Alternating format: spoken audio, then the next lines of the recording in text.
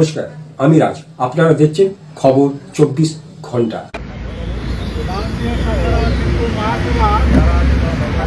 সদস্যরা এখানে আমরা উপস্থিত হয়েছি মেয়র রোডে গান্ধী মূর্তির পাশে ময়দান এলাকায়।